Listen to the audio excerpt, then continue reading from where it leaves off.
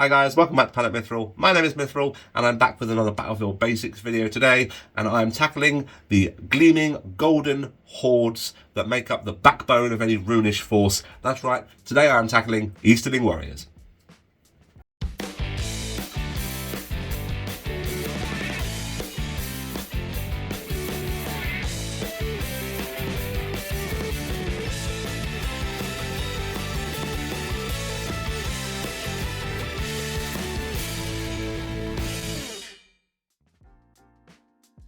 Those beautiful golds and vibrant reds can be quite daunting, especially to the slightly more uninitiated painters. Thankfully, I have detailed here two super easy to replicate methods to get your Easterling armies battlefield ready in no time at all. The second model will be painted up with some contrast paints, opposed to my first example, which is painted with a more traditional base shade layer method in mind. Now, both of my Easterling examples here are getting started by a spray undercoating using Retributor armour. Brush is ready guys, let's get to it.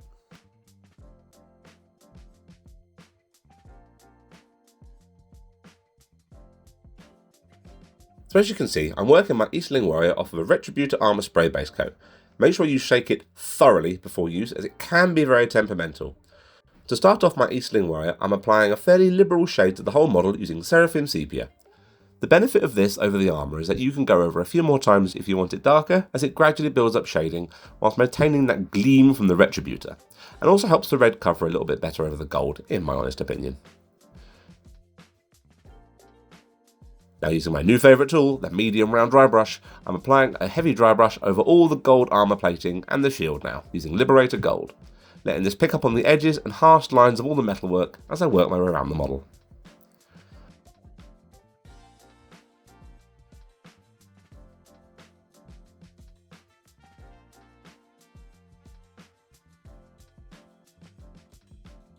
With my gold armour all finished, I'm going to go over my Easterling warrior and base coat the main body of the cloth now using Mephiston Red.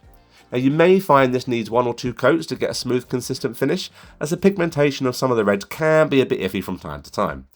I'm leaving the belt tasseled down the back and trousers free of this red, as they'll be painted differently shortly.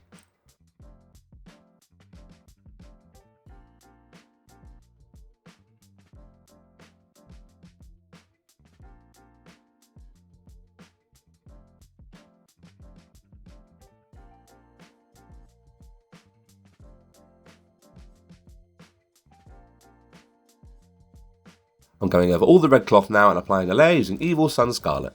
This is really vibrant, so will help you dial in that characteristic Easterling red to go against the gold. It's worth noting as well, you can apply a shade before this stage using Caribou Crimson to the cloth if you wish to deepen the recesses a little bit more and build in some more shading and shadow to your material folds before you tackle this layer.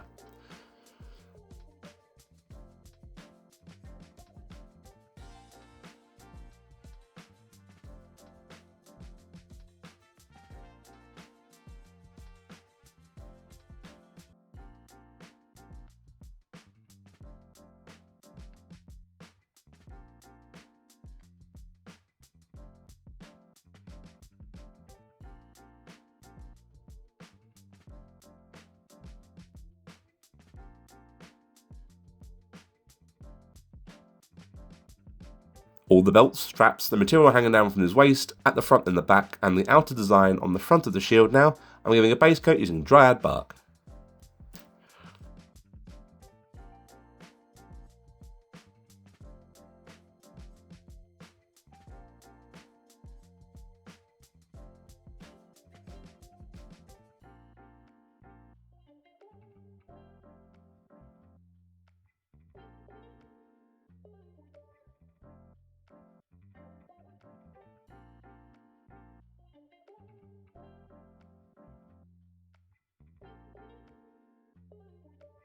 All these leather and wood details are now being given a quick targeted shade using Agrax Earthshade, trying my best to stop this bleeding out onto any of the finished reds or golds.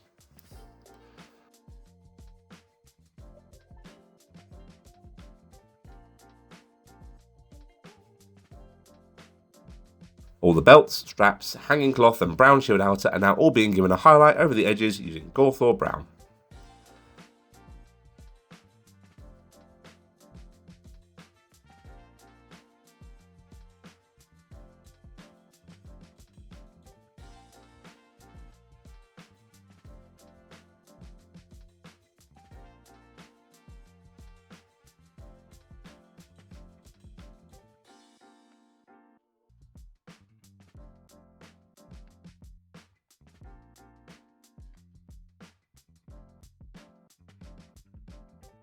The next step is to hit the boots, shin wraps and gloves with some Corvus Black.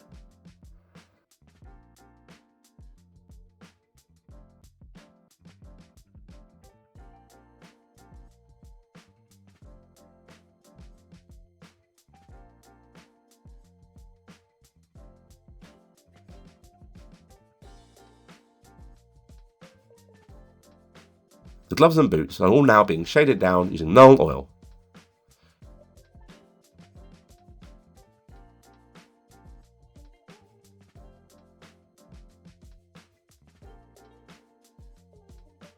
And with my shade dry, I'm now separating out the fingers and applying a layer to the boots using Eshin Grey, leaving the Nuln Oil showing in the recesses.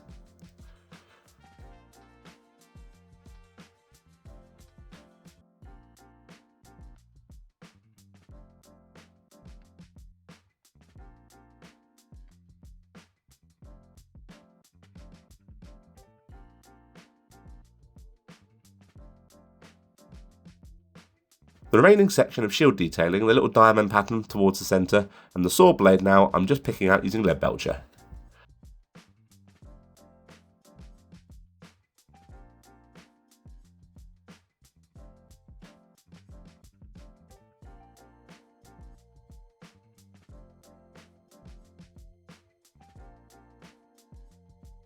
Once again, applying a quick targeted shade using Nuln Oil.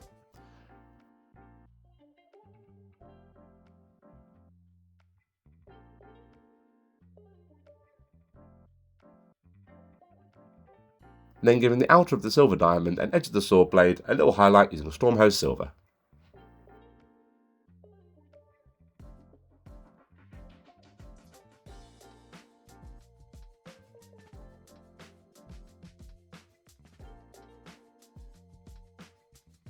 Finally, if you're feeling brave enough to try, the final step is to very carefully pick out the eye slits using Corvus Black.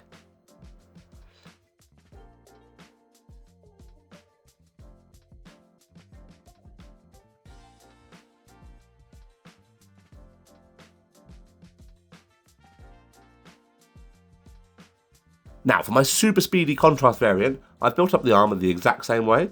I have previous with the Seraphim Shade over Retributor Armour and Dry Brush with Liberator. The difference now is that I'm going to go over all the red cloth using the Citadel Contrast Baal Red, covering in one pass to inlay my red tones super quickly.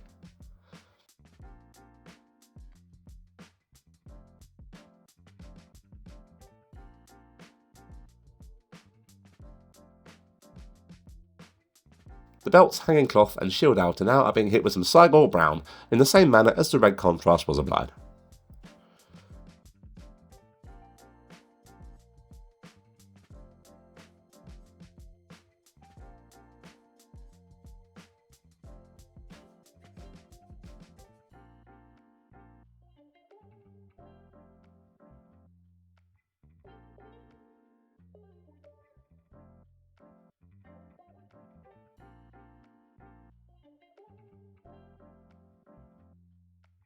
With the final stage being to hit the boots, gloves and the inner eye slits with some Black Templar contrast.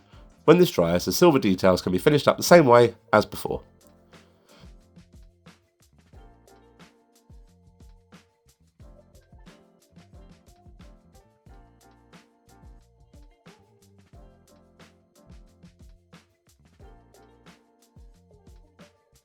There you are! 2 separate, quick and super effective ways to get your glittering, gleaming, golden hordes of Easterling phalanxes finished and ready to storm the tabletop. Just get them based up however you choose and you can bring the full might of the Runish kingdom to bear upon the free peoples of Middle-earth. Thank you guys so much for watching. I really hope you enjoyed today's video. Don't forget to like, comment and subscribe to make sure you never hit a Mithril upload. Thank you so much to all our patrons. Your support helps keep the lights on over here at Mithril Towers. You can support us over there for as little as £1 a month if you so choose, but absolutely no obligation. Thank you all so much for watching and I will see you in the next video. Take care guys. Bye bye.